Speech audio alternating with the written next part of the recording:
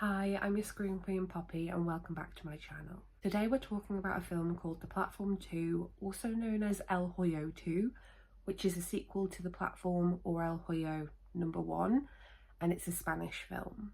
This film came out in 2024, it's 101 minutes long and it is rated an 18, so just be cautious. At the time of filming this, I couldn't find any information on the box office of this film as of yet. A quick summary for this film. As a mysterious leader imposes their reign on the prison, eating from the wrong plate becomes a death sentence.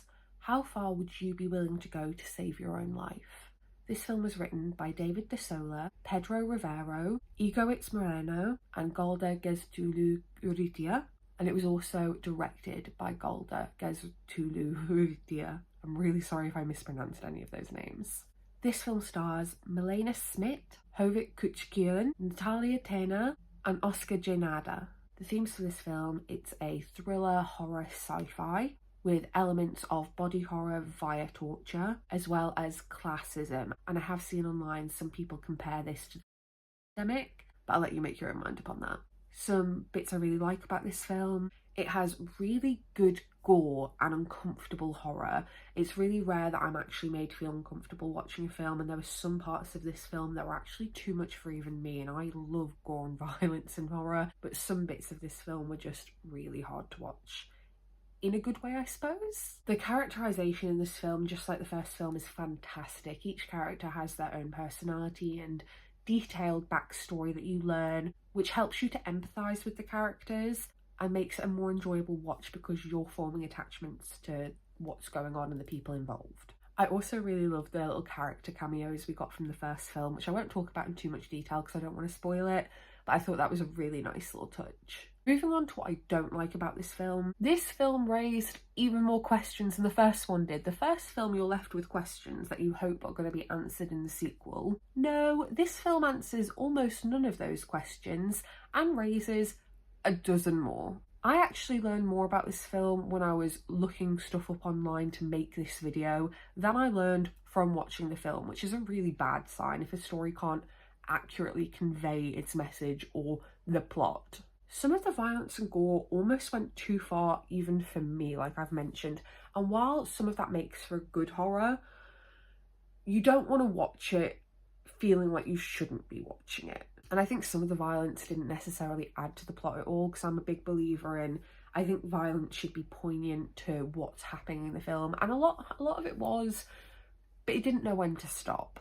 The hints of SA in this film made my skin crawl. You don't necessarily see it, but it's implied a lot heavier than it was in the first film, and again, it wasn't necessarily to do with the plot.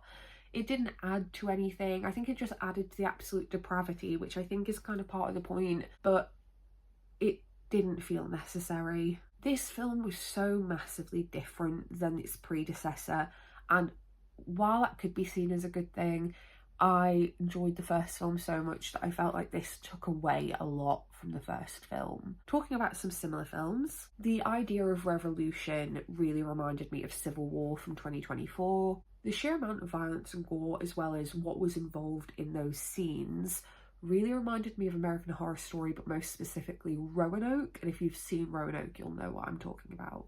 And then the cult-like aspects of this film in terms of the leader and the rule over the prison by the prisoners weirdly reminded me of the film Red State from 2011, just in terms of following your leader basically to the death, even if they're wrong. And finally, let's talk about the ratings. This film was not well received at all, not compared to the first one, by me and by everyone apparently. Rotten Tomatoes gave this a 3.5 out of 10, with the audience giving it a 2.5 out of 10. And I can understand why. Personally, I've given it a 6 out of 10, mostly because I enjoyed the first film so much I gave the first film a much higher rating. It's not a bad film. It's still worth watching, it's still a good film, and it does add to the lore of the universe of the platform.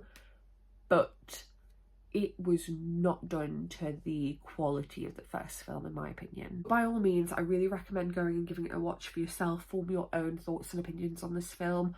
Although, with some of the themes and triggers of this film, I will understand if it's not a film you want to watch for yourself. So if you don't want to watch it for yourself, I have actually covered the first film in its entirety and this film in its entirety over on my channel in longer form content. So if you would rather watch me talking about the plot instead of having to kind of subject yourself to some of these scenes, I completely understand, and the videos are over there for you to watch. So that's it for this video. I'm really interested to know what your thoughts are. If you've seen the original, if you've seen this, please leave me a comment. Let me know what you think about the films, whether you enjoyed them or not, whether you thought the sequel added to the first film or took away from it. And if you haven't seen it, go and watch it for yourself, or go and watch my videos and come back and let me know what you think. And if you like this video, please leave me a like, leave me a comment and let me know what you think about the platform and the platform 2. And subscribe for more, because I'm not done talking about horror with you guys yet. I'm having the best time. But thank you so much for watching. I'll see you in the next one. Bye.